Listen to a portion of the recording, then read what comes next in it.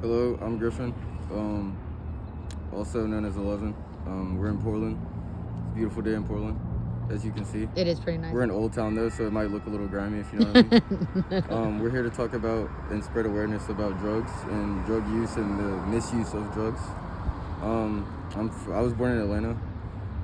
I've lived the last 3 years in LA, and I've been in Portland for the last year. So I know that doesn't make sense, but I moved back to Portland last February, or Cannon Beach, same thing. And I plan to go back to LA very soon. And we're here to talk about drugs with Renee. And my name is Griffin again, or known as 11.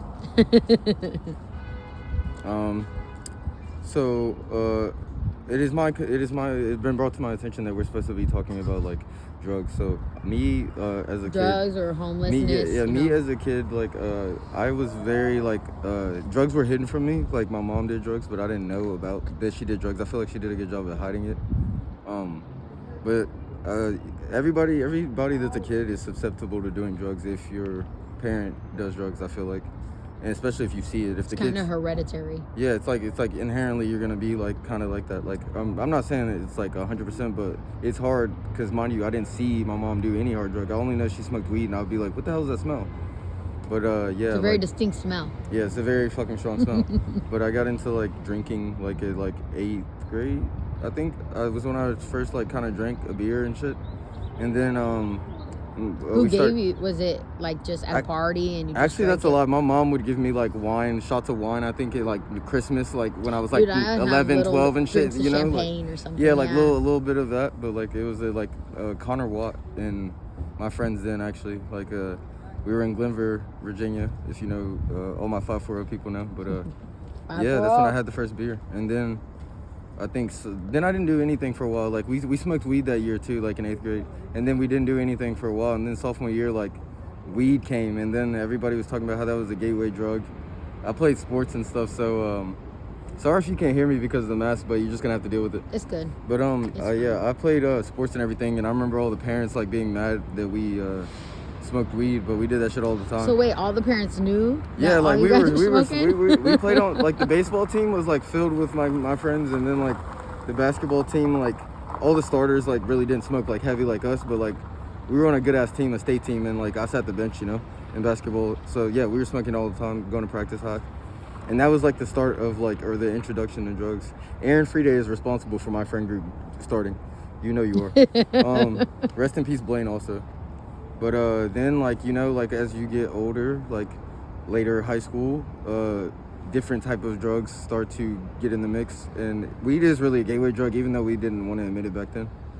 But Xans, Green Hulks, fucking Percocets, really the white Xanax was the shit back then. I never really liked oxys and shit like that, or pills really, but the occasional oxy and stuff like that. Was it a downer or an upper for you? I was an upper, but I didn't even know what I didn't. You didn't know then. There was there was no uppers. Like it was like alcohol or weed, and then like Molly on the occasion, you know. And that was like Molly was probably like the first time I realized like okay, yeah, uppers are lit. And then Adderall, like freshman year of college, I'm trying to be like kind of. Not let you know everything about me, but so I'm gonna leave out locations and names. But my first girlfriend freshman year of college, she was prescribed to Adderall, and I'm probably ADHD too. Like I'm pretty positive I am, but she was prescribed Adderall, and we would take those and study, and fuck and chill, and Adderall feels good. So that was kind of the introduction into uppers, if you will. I'm lost for words now. Yeah. No, you're doing really good. Yeah. Introduction into uppers. So, what kind of uppers since then have you been doing? Now we're getting personal. So, when I started making music in my sophomore year of college, I kind of dropped out, moved to LA. That's when ecstasy, and my aunt is actually responsible for this one. Even though mind you, I was doing acid in high school too. By the way, but we didn't. Acid has that made me know the universe, me connected, all of that. But yeah, acid. Kind of like people say shrooms do. Yeah, shrooms, right. Acid, all that. Like DMT, I was taking DMT. That was in LA after ecstasy, but DMT. Don't take DMT or any psychedelic really, but DMT especially, if you are not mentally equipped to have your reality flipped you know, like, because that can make you go crazy. I've seen, not really my friends personally, but like, one of them, like, it made him go crazy. Did not they ever crazy, come but back? like, bro, once you realize like how connected everything is, and like you know, God, if you will, like, and stuff Right. like that, like, for those who know God or don't know God, I don't know, that can like change your whole perspective of life and flip what you thought was like your life. And I feel like for some people, they're not ready for that. I always wanted to know more and stuff like that, you know, Right. like, if there was an alien to come down right now, I wouldn't pass out. I would like be like Asking happy. him questions. Yeah, I'd be lit. So like, yeah, but yeah. So that like, would be exciting. that would be very exciting. Yeah, That would be kind of pretty crazy. cool. They're technically here. This 3-Eye Atlas shit or whatever the fuck is happening. I don't know. Wait, what is it? I You don't never know heard about of that it. 3-Eye Atlas? Oh, I can't even get into that. But there's basically this spacecraft like there's basically this spacecraft like in our solar system, like I can't even get into it because it's so huge, but essentially there's a spacecraft being controlled by beings that we do not know, but it's obvious that it's not like natural occurrence like asteroids and shit. Like, it's complicated. Those who know, like, it's I'm gonna look after this interview. It's on world news. Like there's aliens doing shit in our shit, and they're like harvesting this moon. I think it's Jupiter's moon, trying to create life. Like, that's how Earth was created. It's the whole Anunnaki story, but happening again. Like, okay. Basically, there's alien, and they sent us a message saying like we are here you are, like and through like now some type of supposedly, because their technology is better than ours. There's no like gas emitting from their ship when they do these bursts, and like there's no like, it's kind of hard to explain. Like, and I'm gonna look into it. This is a very crazy tangent. But back to the drugs. Thank you. He's pressure. I called him to pressure wash. Yes. Thank you. He don't hear me. I'll go see him after this. My bad. Yeah, the interviewer right now. I want y'all to hit the like button for her. I want this video to be the one that like goes crazy for her, because she deserves it, and she pays out of pocket for the production of these videos. I hope I worded that right, because I was about to say the wrong thing. No, you did. I do. Yeah. I do. But back to me and my introduction, or like kind of further experience with drugs as I got into music and everything.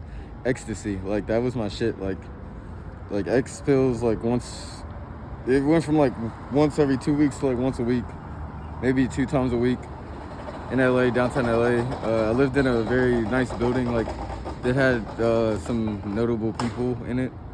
One of them, Desto Dubs, like people like that, like, and in LA you just don't give a fuck, you know, like, so I was taking ecstasy a lot, and this shit fucks with your dopamine and stuff like that, so like, you get used to like turning up all the time, like your whole life is a turn up, which I don't mind, because I do like pride myself in living a kind of fuck it, rebellious, like rockstar lifestyle, but it's not for everybody, and you have to know what comes with it.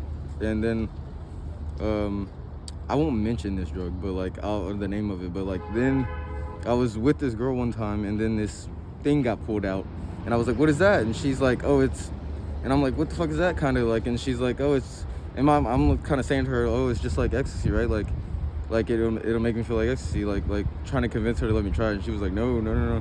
I was like, yes, let me try it. And then she took a while, like, but she let me try it. And then the next thing you know, it's like the next night, the same, like, you know, and I haven't slept at all.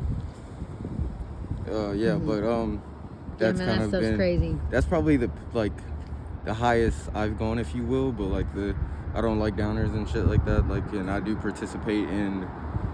I haven't taken ecstasy in a while, to be honest. I basically don't drink. I quit smoking weed for a year and quit drinking for a year in 2023 to 2025. Like, both of those kind of like. That's good. 4 months apart, like from the start of each. But yeah, like I just do kind of like uppers, if you will, and make music and rock out. Are you staying downtown? No, I kind of, well, if Alphabet District is considered downtown, but I don't really consider it is downtown, but it's not, like, so no. Because I work over at the building, so I'm surprised I haven't seen you running around here before. Yeah, I've ran around here a lot. Like, I don't know why you haven't. That's surprising. Probably because you haven't like had your eyes like really able to connect to a beautiful face like mine. Yeah. But Alphabet District, PSU, I go everywhere like around here. But the whole goal for me is to get back to LA. I wasn't even supposed to really come here. Why did you come here?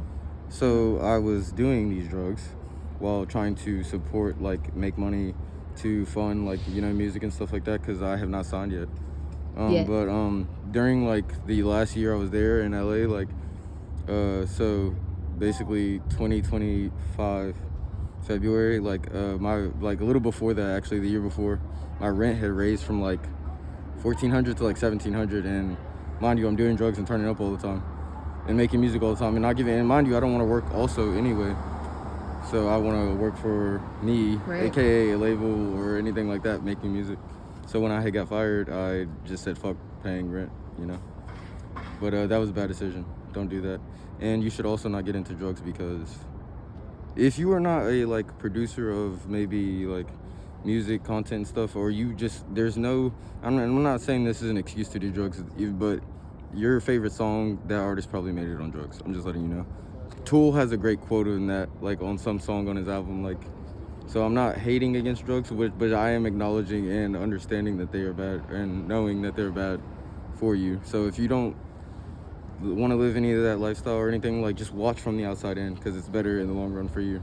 That's what hopefully these videos do, you know what I mean? Hopefully, because there's a lot of kids on YouTube, there's a lot of people on YouTube, so hopefully they can see the videos. And a lot of kids are hard-headed. Like, I was very hard-headed. I had to learn and do to learn, you know what I mean? Yeah. But there are some kids that like can watch and learn. Yeah, So hopefully they can see these videos and choose not to do drugs, you know? Yeah, because like, and listen to their parents. I wasn't gonna say this, but and a lot of artists go through this on their rise up to the top, which I will be at. But I'm like a professional couch surfer. Like I think I'm a good-looking guy. Don't sleep outside, because that will make you go crazy. These are tips. And yeah, but like, Yeah, sleeping if outside I is wasn't rough. living this lifestyle, I would not have to be at the moment a professional couch surfer, if that makes sense. Now, Makes sense. I yes, think it makes I sense. put in a lot of responsible time beforehand to be able to like have 3 tax returns to fill out and then go back to LA because of all the money that it's gonna be. But I can't fuck up when I get there, you know. So. Nope. No. All right. Thank you for the interview. That was pretty good. Damn. It's Guess over. what we did? Oh, fuck. What?